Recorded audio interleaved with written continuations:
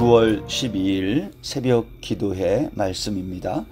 오늘 본문은 열왕기상 4장 20절로 34절입니다.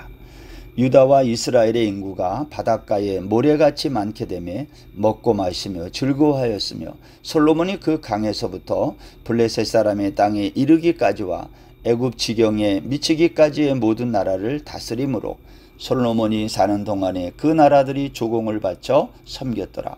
솔로몬의 하루의 음식물은 가는 밀가루가 30고루요 굵은 밀가루가 60고루요 살찐 소가 10마리요 초장의 소가 20마리요 양이 100마리이며 그 외에 숫사슴과 노루와 암사슴과 살찐 새들이었더라. 솔로몬이 그 강 건너편을 딥사에서부터 가사까지 모두 그 강 건너편의 왕을 모두 다스림으로 그가 사방에 둘린 민족과 평화를 누렸으니 솔로몬이 사는 동안에 유다와 이스라엘이 단에서부터 부엘세바에 이르기까지 각기 포도나무 아래와 무화과나무 아래에서 평안히 살았더라.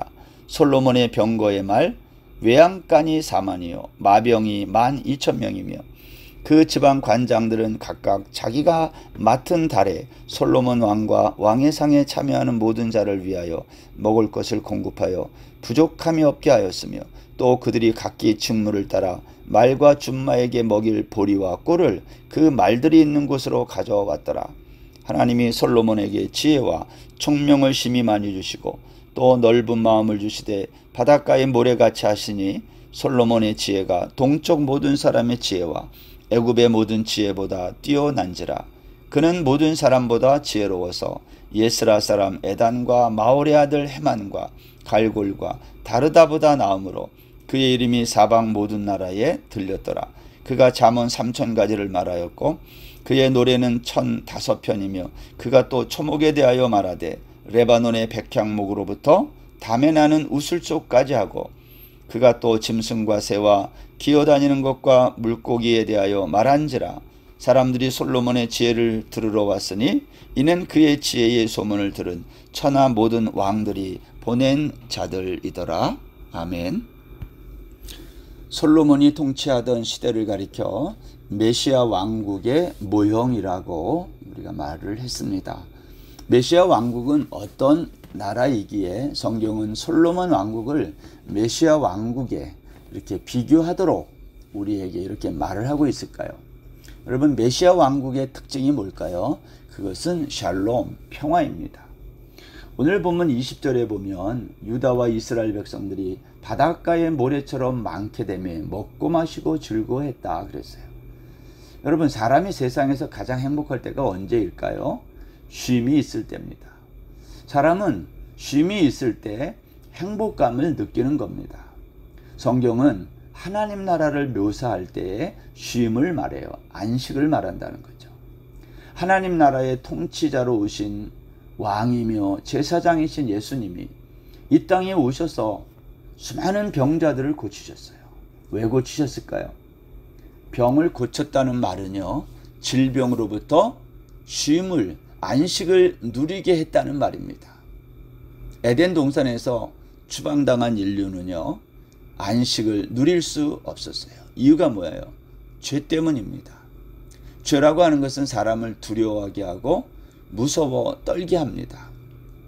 창세기 9장 2절에 가면 홍수 이전의 에덴 동산에서는요, 사이가 좋았던 짐승들 그리고 사람 사이에 홍수 이후 그 관계가 다 어그러지고 이 땅의 모든 짐승들이 사람을 무서워하게 됩니다.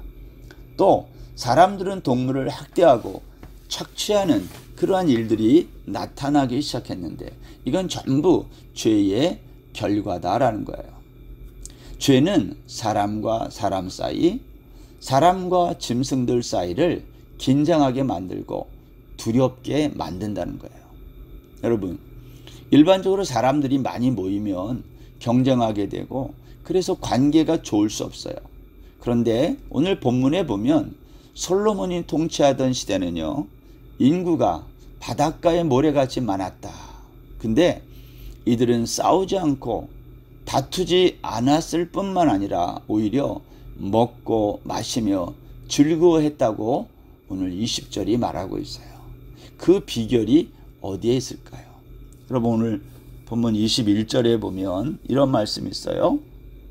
솔로몬이 그 강에서부터 블레셋 사람의 땅에 이르기까지와 애굽 지경에 미치기까지의 모든 나라를 다스림으로 솔로몬이 사는 동안에 그 나라들이 조공을 바쳐 섬겼다 그랬어요. 인구가 많았는데도 싸우지 않고 평화로운 이러한 나라의 모습을 유지할 수 있었던 이유가 뭘까요? 인구가 많은 만큼 음식도 많아야 했다는 겁니다. 그런데 솔로몬 왕국은 이 많은 음식을 어디에서 다 채워 공급했을까요? 21절이 그걸 말해주는 거예요.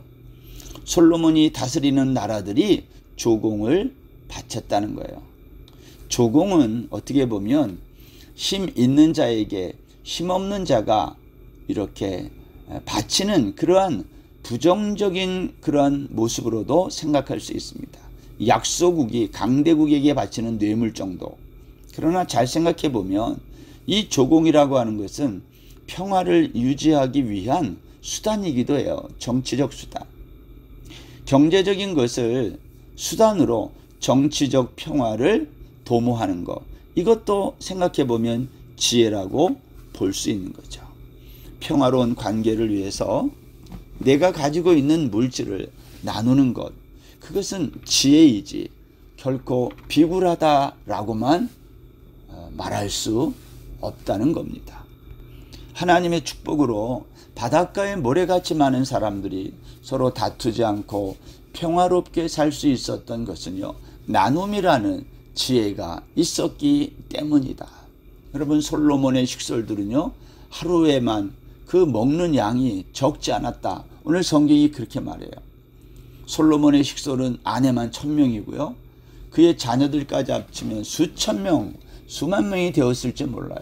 그런데 22절에 보면 그 하루 식사량이 엄청났는데 밀가루가 90가마, 한 사람은 그렇게 되는 거예요. 소가 30마리, 양이 100마리, 사슴, 노루새 등 엄청난 양의 음식이 필요했다는 겁니다. 이 엄청난 양의 음식을 어떻게 공급했겠어요? 27절에 보면 솔로몬이 이스라엘을 12지역으로 나눠, 어제 본 말씀이죠. 12지방 관장이 매월 한 달씩 각 구역별로 솔로몬 왕실을 위해 식물을 공급해서 부족함이 없게 했다라는 겁니다. 하나님의 나라는 이렇게 나눔으로 풍성해지는 나라다라는 거예요. 우리 예수님도 이 땅에 계실 때 정말 가진 게 없으셨어요. 집 한 칸 없이, 누울 자리 하나 없이 12 제자들과 주로 노숙하며 때로는 이러한 삶을 사셨어요. 그런데 여러분, 예수님은 언제나 부족함이 없었어요. 부유하셨어요. 그의 주변에는 늘 구름대 같은 많은 사람들이 따라다녔어요. 왜 따라다녔겠어요? 먹을 게 있으니까. 부유함이 있었기 때문에. 병자가 고침을 받고요, 부족한 것들이 늘 채워졌기 때문 아니겠습니까? 이와 같은 삶의 풍성함은 어디에서 올까요? 나눔에서 오는 거예요. 오늘 솔로몬 왕국, 오늘 메시아 왕국의 특징이 뭐냐? 풍성함이 있다. 이 풍성함이 어디에서 왔느냐? 나눔에서 왔다라는 것을 오늘 성경이 우리에게 말하고 있습니다. 25절 말씀에 보면 솔로몬이 사는 동안에 유다와 이스라엘이 단에서부터 부엘세바에 이르기까지 각기 포도나무 아래와 무화과 나무 아래에서 평안히 살았더라 그랬어요.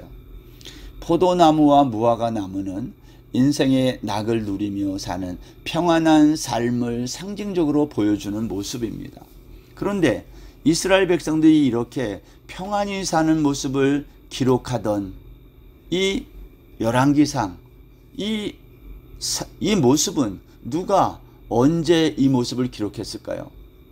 열왕기상은 누가 기록했는지 사실 정확히 알 수 없지만 학자들 중에 예레미야가 기록한 것으로 말하는 학자들이 있습니다. 또 이 열왕기서를 기록한 때가 언젠가? 이스라엘 백성들이 포로로 잡혀갔다가 돌아온, 그러니까 포로 후기에 기록된 것으로 보이는 거예요. 그러니까 이것은 이스라엘이 정말 힘들고 어려운 때, 바벨론의 포로로 잡혀 있을 때 이것을 기록했다는 거예요. 만약 예레미야가 기록했다면 폐허가 된 예루살렘 땅에서 이 열왕기서를 기록했다는 거예요. 생각해 보세요. 가장 비참한 시기에 가장 평화로운 다윗과 솔로몬 왕국 시대를 기록했다. 이 얼마나 대조되는 뭉클한 이야기입니까? 가장 비참한 자리에서 가장 영화로웠던 솔로몬 왕국의 샬롬, 평강을 기록하면서 유대인들은 많은 것을 느꼈을 것입니다. 우리가 지금 풍성하고 건강하게 사방의 모든 평화를 누리고 있다 할지라도 이것이 영원히 지속되는 것은 아니다. 그것을 깨닫게 하는 거 아닐까요? 솔로몬 시대가 얼마나 영화로웠습니까? 나라는 날로 발전했고요. 백성들은 점점 많아졌고요. 몰려들었다는 얘기예요. 모든 백성들이 포도나무 아래, 무화과 나무 아래에서 즐겁고 편안히 살았어요. 그런데 여러분, 이 열왕기서를 쓴 사가는, 이 글을 쓰는 사람의 심정은 어땠을까요? 어쩌다가 우리가 이 영화로웠던 시대를 다 뒤로하고 오늘 이렇게 남의 나라의 포로로 잡혀가고 나라가 완전히 없어지는 이 절망적인 상황을 맞이했을까? 그러한 심정을 가지고 쓰지 않았을까요? 여러분, 이스라엘 국기에 다윗의 별이 아직까지 그려져 있어요.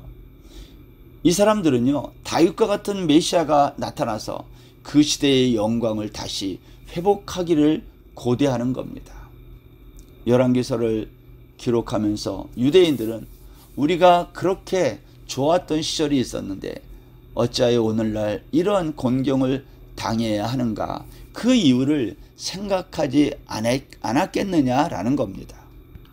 솔로몬 왕국 시대를 또 특징 지어주는 또 한 가지가 있습니다.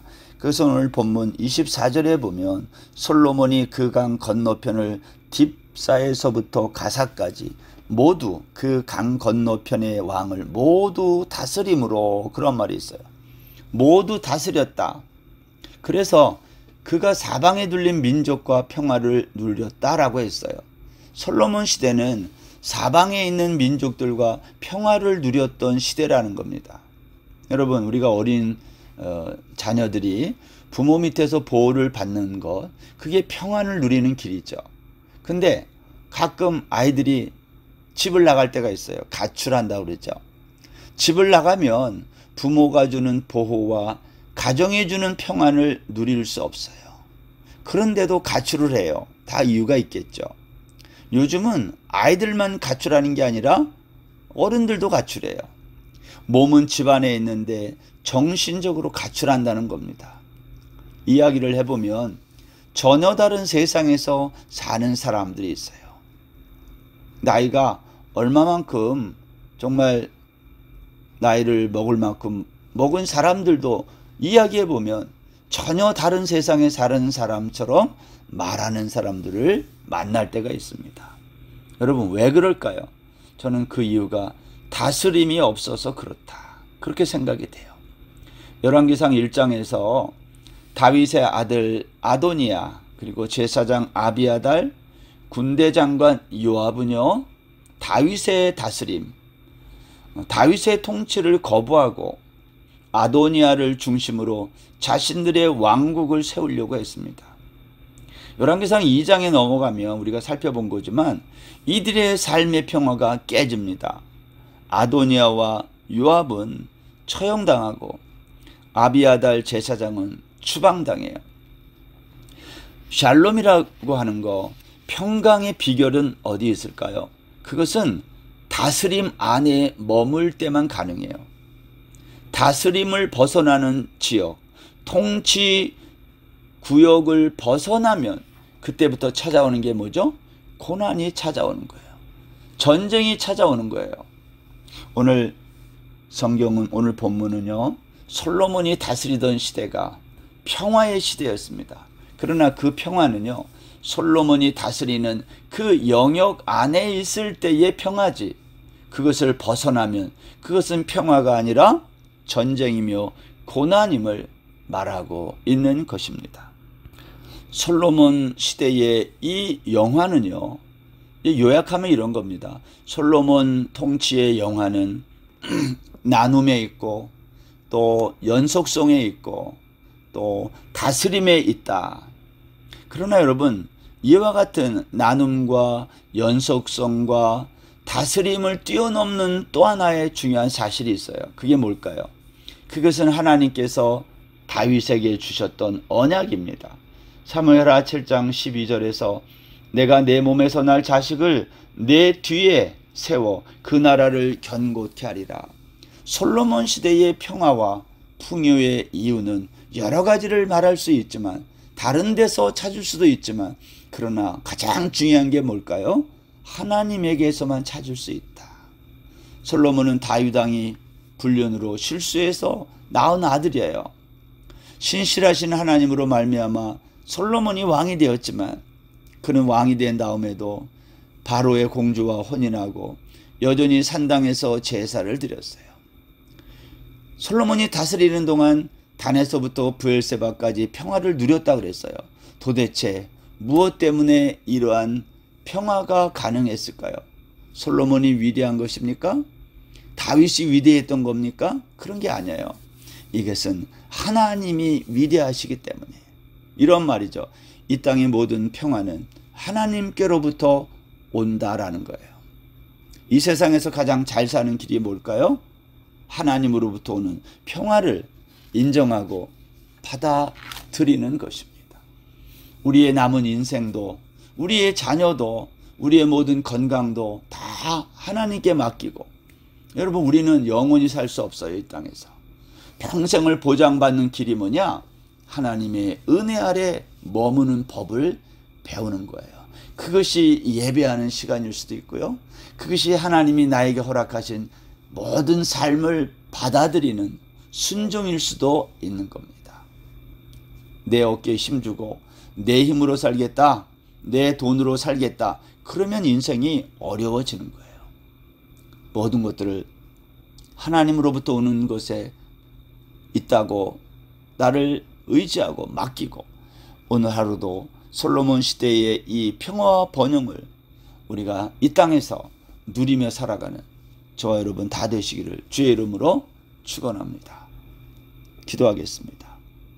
하나님 아버지, 솔로몬 시대의 평화와 번영, 이 평화로운 시대가 메시아 왕국의 모형인 줄로 믿습니다. 하나님의 나라를 소망하며 하나님의 통치 아래 또 나눔의 삶을 하나님 우리가 살아갈 수 있도록 도와주옵소서. 오늘 하루도 온전히 주께 의탁하며 예수님의 이름으로 기도드립니다. 아멘. 오늘 하루도 평안하세요.